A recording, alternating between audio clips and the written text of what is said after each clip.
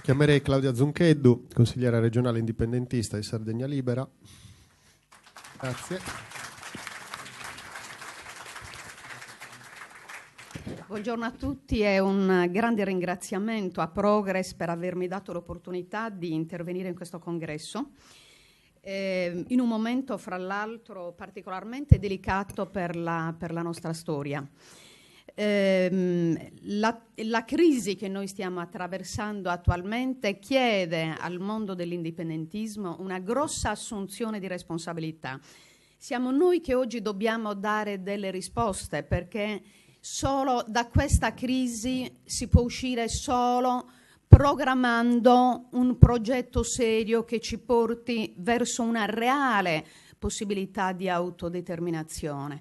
Il problema dell'indipendenza che oggi si regge, cioè già il termine di indipendenza, e il processo che è andato avanti sino ad oggi, è un processo che dimostra che l'indipendentismo incomincia a reggersi con le sue gambe.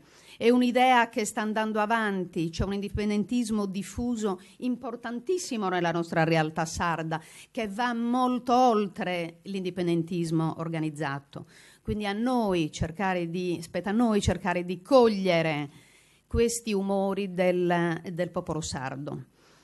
Il fatto che non sia più possibile mediare l'indipendentismo attraverso forme di sovranismo, che non esiste, questo è un neologismo neanche nei vocabolari. Io mi preoccupo quando sento parlare ad esempio di sovranismo, perché molto spesso viene usato esattamente per distruggere un concetto che ormai è ben definito, è stato sdoganato, per cui chi è indipendentista deve dichiarare di essere indipendentista. Non possiamo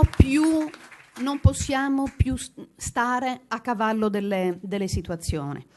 Una responsabilità nostra grande degli indipendentisti sardi è quello che in una situazione come questa deve necessariamente superare le barriere interne, perché noi perdiamo molte energie a cercare di gestire senza riuscirci i conflitti interni, mentre la storia ci sta sorpassando. Quindi noi come indipendentisti non possiamo permettere che la storia ci sorpassi cogliendoci impreparati, cogliendoci molto spaccati al nostro interno, perché noi sul progetto abbiamo le idee chiare, noi sappiamo che cosa vogliamo, per cui si presuppone che il percorso sia unico.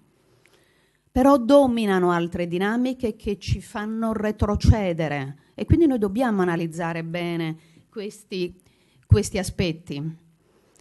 L'Italia ci ha rovinato anche per quanto riguarda un po' questi conflitti interni, perché sono riusciti a imporci, e lo dico in questa sede perché siamo in famiglia, sono riusciti a imporre nel nostro interno proprio dei conflitti, dei complessi che ci impediscono di crescere, quindi giocano a disgregarci per aumentare la nostra dipendenza e quindi questo va assolutamente metabolizzato e rigorosamente superato. Quando si dice 100 concas e 100 berritas, ci hanno abituato all'idea di un concetto assolutamente dispregiativo, quando invece 100 concas e 100 berritas è alla base della democrazia partecipata. È chiaro che noi dobbiamo trovare il momento di sintesi. Oppure ancora, il Presidente ha fatto una bellissima relazione che condivido molto e che meriterebbe di essere approfondita punto per punto, ma capiterà l'occasione, questo è un impegno che dobbiamo prenderci. È come quando si dice pocos, locos e malunidos. Ce l'hanno imposto e noi l'abbiamo praticato. Sono riusciti a imporci sentimenti atroci come il sentimento della vergogna per la nostra appartenenza, che ci ha frenato, ma non solo, ci hanno imposto fenomeni di cannibalismo interno al mondo indipendentista che stiamo praticando. Questo sta succedendo, lo sbranarci, farci sbranare fra di noi per retrocedere. Quindi dico che noi dobbiamo superare queste nostre debolezze. Perché? perché il sentimento e il progetto indipendentista che va oltre un aspetto e un significato romantico di questa idea, noi ce l'abbiamo, io credo che sia chiarissimo a tutti, per cui non ci resta che praticarlo, ma dobbiamo praticarlo insieme, noi dobbiamo creare ponti. Io sono qui oggi modestamente per dare un saluto, ma per lanciare per l'ennesima volta la proposta della costruzione di ponti fra di noi. Ci serve questo.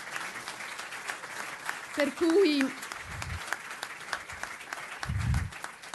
questa forma di disgregazione che c'è stata e che ci sta facendo molto del male ci ha impedito, ad esempio, di arrivare sotto la scadenza delle elezioni delle politiche italiane esattamente nella stessa situazione della volta precedente, uguale, precisa, identica, non sappiamo con esattezza cosa fare.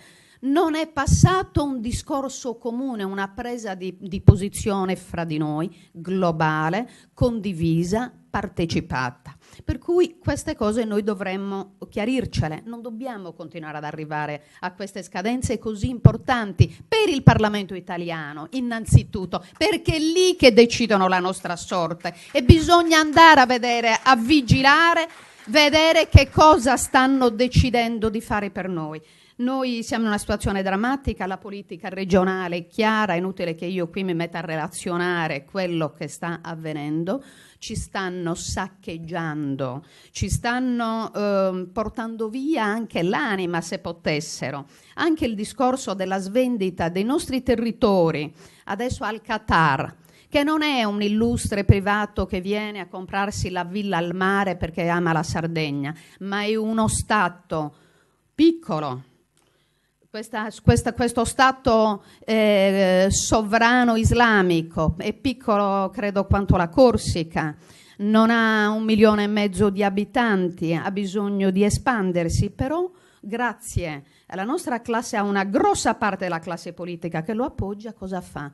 Permette, si consente che uno Stato acquisisca fasce di territorio della nazione sarda non attraverso la guerra, non serve più, ma attraverso questa atroce sudditanza e chiaramente complicità. Scusate perché i discorsi si fanno molto lunghi, faccio solo un appello a rincontrarci fra di noi, perché noi dobbiamo esistere con tutte le nostre diversità. Quello che ci deve dividere, semmai divisioni ci devono essere, non deve essere nella sostanza politica, per cui a quel punto la nostra diversità diventa ricchezza e ci aiuterà a portare avanti il nostro progetto verso l'indipendenza. Grazie. Buon lavoro.